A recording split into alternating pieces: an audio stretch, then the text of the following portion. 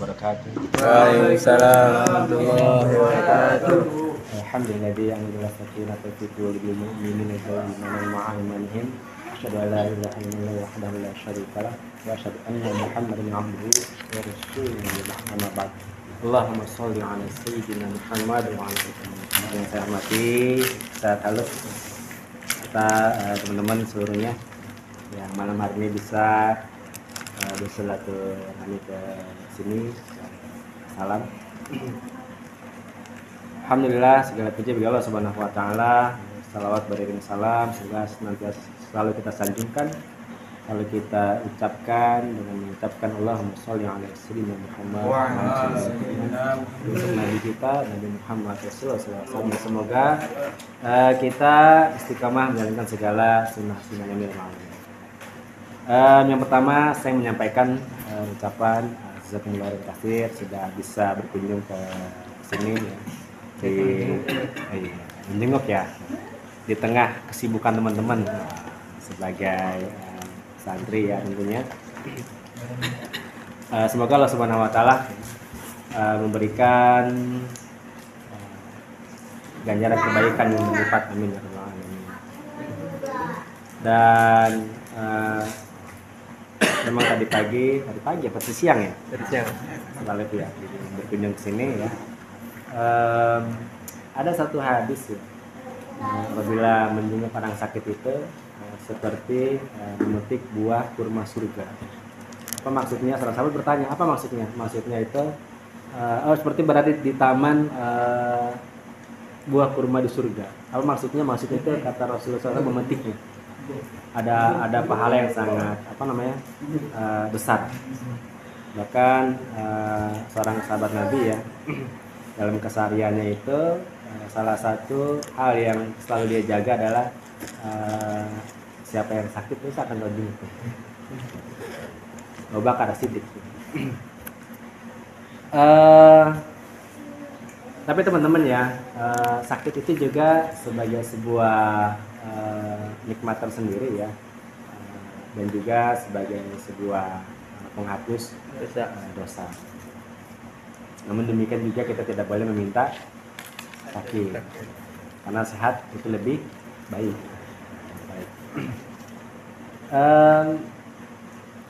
Belajar dari sakit ya, Terkadang kita banyak melihat ya di sekitar kita, ya. Nggak usah jauh-jauh ya, mungkin di kanan kiri kita, di sekitaran kita ya.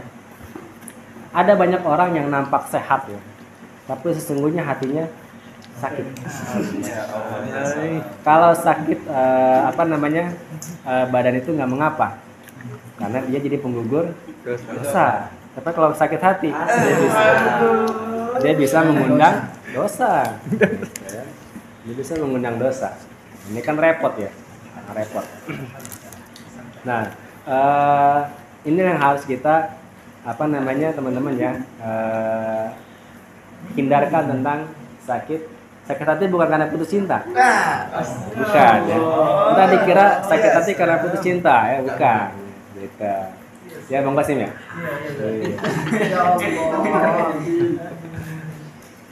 Karena sejatinya cinta itu tidak pernah putus. Gitu. Baik, saya lanjutkan ya. Ada banyak orang-orang itu yang dia merasa sehat ya, tapi hatinya sakit. Di dalam tubuh manusia itu ada segumpal darah yang kalau kemudian dia baik ya, maka semua yang menjadi sikap keluaran outputnya itu akan menjadi baik. Tapi kalau kemudian dia buruk, maka outputnya juga jadi buruk. Segumpal darah itu adalah hati, gitu ya. Nah, apa yang kemudian ya banyak orang tidak mengerti, ini penyakit yang kadang tidak disadari oleh orang. Ujub ya, ria, sum'ah, bangga ya, sombong ya. Ini penyakit-penyakit yang memang banyak tidak disadari ketika orang itu mengidapnya. Kalau demam kelihatan, menggigil. Demam kelihatan menggigil. Panu apalagi kelihatan kan? Putih-putih. Bisul ada, gitu. Bisul ada. Tapi kalau dia ria, ya, dia uji Pak ini susah. Enggak, saya enggak sombong kok. Repot kan? Apakah Firaun mengakui dirinya sombong? Enggak. Tapi kita tertulis itu orang yang sombong kan, mengaku dirinya Tuhan, luar biasa. Nah, jadi teman-teman ya, obat hati itu kalau kata di lagu ini siapa?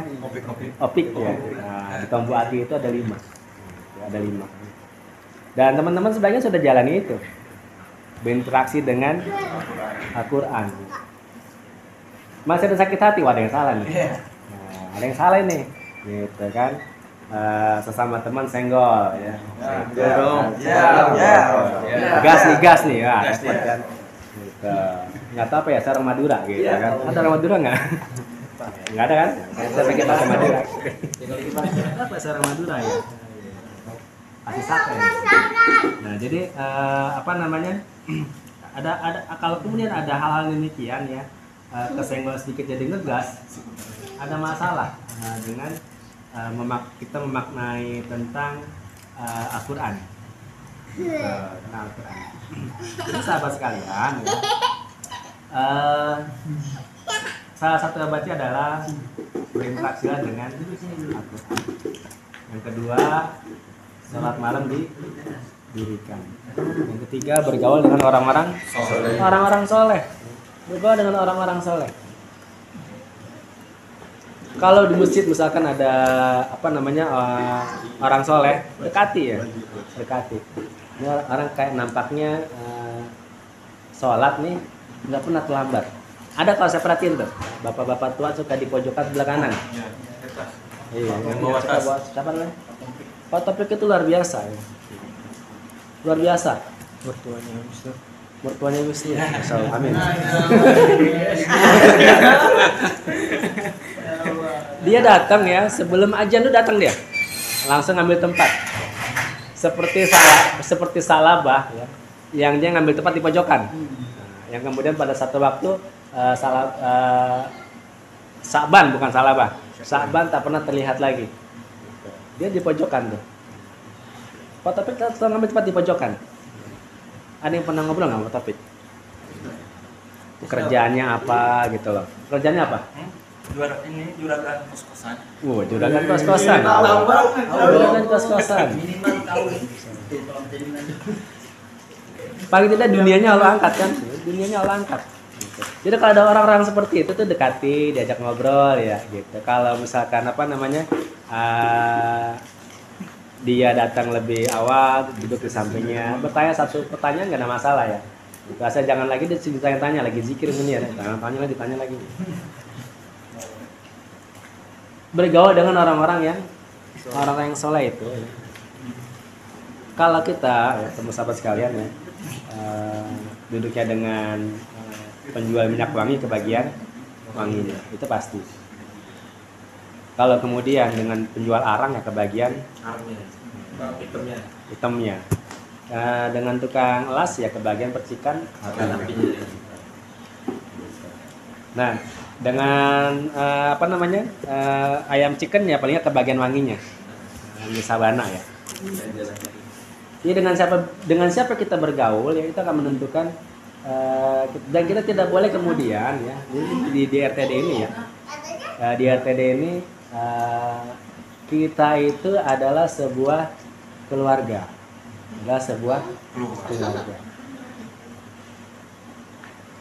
Yang dibangun ya dengan satu landasan itu adalah ukhuwah Islamiyah. Maka dalam konteks ukhuwah Islamiyah ya, dalam konteks ukhuwah Islamiyah ya, gesekan itu sebenarnya tidak perlu terjadi. Dua buah benda yang sering bergesekan akan rusak. Aus ya. Akan aus. Makanya motor itu dikasih bensin. Oli dong. Kalau nggak dikasih oli dia macet. Nggak jalan tuh motor. Kasih oli. Gesekan itu akan terjadi ya. Kayu digesek habis ya. Makanya kalau ada orang nyari api digesek-gesek tuh. Nah, itu akan berbahaya buat kita teman-teman ya. Maka kemudian ya sahabat sekalian ya, ini penting buat kita ya. Bagaimana mengelola penyakit hati. Penyakit hati. Bikin status kan ya. lagi demam nih gitu ya. Lagi demam. Padahal dia lupa lagi suka ngomongin orang ya, hatinya.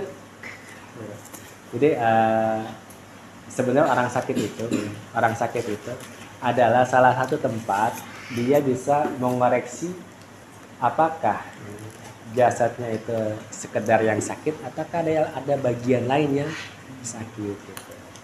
Jadi kalau teman-teman yang sakit nih, hati saya sakit nggak kira-kira ya? Gitu. Bangun kesiangan gak nih? Atau malas-malasan gak nih? Bagaimana kemudian kita ya, diberikan amanah oleh Allah Subhanahu Wa Taala dengan amanah yang lebih lebih hebat lagi? Kalau kita tidak mempersiapkan diri menjadi orang yang tangguh, menjadi orang yang siap menerima amanah. Kalau ada orang sudah menikah, belum dikaruniai Allah Subhanahu Wa Taala seorang anak, bisa jadi dia belum siap jadi orang tua. Karena kalau dikasih anak bisa dibunuh tuh anak. Gitu ya. Allah lebih tahu ketimbang hambanya. Gitu. Maka sejatinya kita sebagai seorang muslim adalah mempersiapkan dengan sebaik-baiknya. Di RTD itu kita sedang mempersiapkan dengan sebaik-baiknya ketika kita lepas dari situ itu mau ngapain. Gitu. Kalau kemudian sikap kita ya yang ada di rumah kita bawa ke situ, kita nggak berubah ntar. Gitu ya. Misalkan nih selalu sudah teriak-teriak ya, teriak-teriak, nongon, masih tidur ya. Gimana kita bisa disiapkan menjadi kader-kader yang luar biasa? Itu yang pertama. Yang kedua adalah kita itu ya, kenapa kita menjaga ukhuwah Islamnya di antara kita di mana nih? Di RTD Pak itu di RTD komunitas yang kecil itu ya. Karena nanti kita akan keluar dari RTD itu, kita berada di komunitas yang sangat luas. Yang sangat luas. Maka sesungguhnya ya kita di RTD itu bagai sebuah bangunan yang saling melengkapi. Main futsal ya di antara kita itu ya. Ada yang tendangannya kenceng, ada yang jago gocek ya. Ada yang jago kiper, ada gitu loh. Enggak semua jadi kiper, enggak semua jadi penyerang. Enggak semua harus jadi batu bata, enggak semua harus jadi behel, enggak semua harus jadi lantai gitu. Ini adalah ya salah satu kemudian ya kita bisa menjadi muslim yang lebih baik. Ada kelebihan teman-teman kita, ambillah kebaikan itu. Ada kekurangannya, maka kita memakluminya. Karena kita ini manusia yang kadang juga ada kekurangan. Apa kekurangannya? Sikap ya, ada ya. Ada yang emosional, gitu. Ada yang sabar, ya. Ada yang tinggi suaranya, gitu ya. Gitu ya. Itulah makanya kalau dalam rumah tangga ya, kalau suami istri ya itu sedang terjadi masalah ya, dua-duanya jangan berposisi yang sama. Yang satu marah, yang satu harus slow down ya, turun. Jangan naik dua-duanya, piring terbang, repot ya. Jadi ini penting buat teman-teman ya, bahwa penyakit hati itu bisa juga diobati dengan kita bergaul dengan orang-orang soleh di antara kita. Teman-teman bertanya sama saya di mana? Kan mungkin teman-teman masih malu-malu kali ya. Angkatan pertama itu angkatan yang paling kayak Bang Hermanto itu ya. Bang Hermanto itu yang kemarin main terakhir ya. Itu kalau udah curhat ya, 2 jam itu baru keluar tuh dari ruangan. Lama nih ya, kalau itu lama. Malik pernah, Malik ya. Every ya. Itu pernah ya. Fatih ya. Ini kalau ada masa datang, Ustaz saya mau cerita. Ya, monggo ya. Silakan. Nah, galilah itu. Sejauh ini jarang yang kemudian atau mungkin saya memang belum tahu teman-teman ketika masuk mana ke RTD itu goalnya mau kemana kan? Goalnya mau, saya cuma cukup jadi apa namanya penghafal Quran. Saya selain menjadi penghafal Quran ingin menjadi seorang dai. Maka perhatikan ketika kemudian ya, ada dai-dai di masjid itu yang sedang yang berkunjung ke situ menyampaikan ilmunya ya. Jangan sungkan-sungkan untuk berdiskusi. Jadi kita tidak sekedar mengambil ilmu duduk kemudian mendengarkan, paling tidak ada kita bangun komunikasi. Ini jadi tambahan apa namanya value buat kita. Nilai akan bertambah. Karena jarang kemudian ya seorang dai itu menceritakan perjalanan hidupnya dalam sebuah ceramah. Karena ceramah itu ngikutin tema, gitu. Nah, jadi galilah kehidupan para dai itu. Itu kalau kita ingin jadi seorang dai secara full ya, walaupun kita pada hakikatnya adalah seorang dai. Nah itu teman-teman ya. Jadi satu dengan yang lainnya di antara kita ini jaga kebersamaan. Karena kita akan selalu membutuhkan orang lain. Orang lain. Di RTD saja kita butuh teman kita. Main futsal saja kurang 2 orang kagak jadi main futsal. Kagak berangkat Ustaz gitu. Motornya kurang kagak jadi berangkat tuh. Orangnya lengkap, motornya enggak jadi berangkat. Nah, jadi itu teman-teman ya. Singkat saja. Saya jarang ngomong kayak gini ya. Nah, saya ngasih kutub jarang ya. Yang kedua ingin saya sampaikan ya. Ramadan bentar lagi datang. Ya, seperti yang sebelumnya ya. Yang pernah mungkin merasakan berdiri di depan situ ya. Atau duduk ya, bisa duduk bisa berdiri ya, terserah gimana enaknya ya. Nanti kan bisa pilih kursi ya. Wisnu ya, Kasim pernah ya, ya Opi pernah ya. Buat teman-teman yang belum pernah ya, nanti akan dijadwalkan kalau ada pertanyaannya. Apakah temanya itu dari sini ya? Tema sebenarnya bebas ya. Tema itu bebas ya. Teman-teman nanti saya kasih jadwal untuk misi ya. Tema itu bisa dirubah. Karena memang saya tidak begitu memberatkan. Temanya mesti ini ya. Tema bisa dirubah. Saya jam sini nggak bisa nih. Saya jadwal di masjid nih. Gitu. Saya ceramah Darussalam jam segini tengah segini nggak bisa ya. Bisa diganti sama temennya. Nah, bisa di switch lah. Bisa gitu. Saya nggak bisa Ustaz, saya switch sama Opi bisa nggak nih? Oh bisa, dipindah, bisa digeser. Buat apa ya? Agar kita berani. Biasanya kan kita itu bicara di antara kita aja ya. Atau mungkin kita dengan anak-anak. Nah ini kita bicara di ruang yang lebih terbuka lagi. Jadi teman-teman bisa belajar untuk public speaking kan, grogi atau tidak dan seterusnya. Kemudian menambah belajar menambah perbendaharaan kata. Dan yang pasti teman-teman ya, keberadaan teman-teman di Darul Razak itu ya, itu berada di lingkungan yang memang secara di pengurus itu ya, secara pendidikannya orang-orang yang berpendidikan semua. Saran saya adalah teman-teman nggak perlu minder, nggak perlu minder. Kalau ketemu siapa Pak Hermawan ya, jangan dihindari gitu ya, ajak ngobrol. Pak Hermawan dulu ngumpet deh ya, jangan ngobrol ya. Ketemu sama siapa ngobrol ya.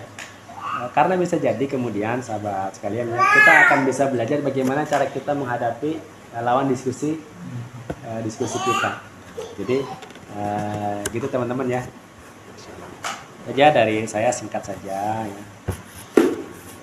Sekali lagi syukran jazakumullah sudah berkunjung ke sini ya.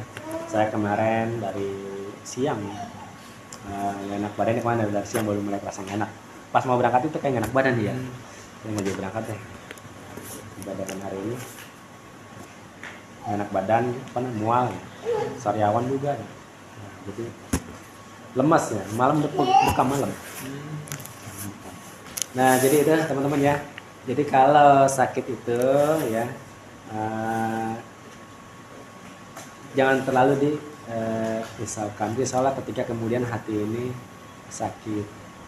Apa indikasinya kalau kita sudah dengki sama teman kita, benci sama teman kita, atau ada ujub, atau ada sombong, atau ada riya ya. Maka disitulah hati kita sudah mulai sakit. Maka bersegeralah untuk mengobatinya. Karena kalau sakit meriang itu obatnya banyak. Ya. Obatnya banyak gitu. Obat fisiknya banyak, ada madu ya. Kalau mau yang herbal ada madu, ada habatus sauda dan seterusnya. Kalau yang kimia ada paracetamol ya, ibuprofen dan seterusnya. Tapi kalau hati yang sakit ya, gitu. Maka obatnya kalau dalam kata Imam Al-Ghazali dalam Minhajul Abidin itu ada dua. Ada obat secara lahiriah, ada obat secara batiniah. Obat secara lahiriah itu adalah melakukan aktivitas amalia seperti sholat, ya, zakat, bersedekah. Ya. Nah, batiniah itu adalah memperbaiki akhlak. Ya. Mungkin ada akhlak kita yang kurang baik dengan kanan kiri kita. Nah, ini ya yang harus kita perbaiki. Jadi atau kita mungkin kita menggibah, ngomongin orang dan seterusnya ya, bermuka lima kan, bermuka lima kan. Jadi sahabat sekalian ya, kurang lebihnya mohon maaf ya. Assalamualaikum warahmatullahi wabarakatuh.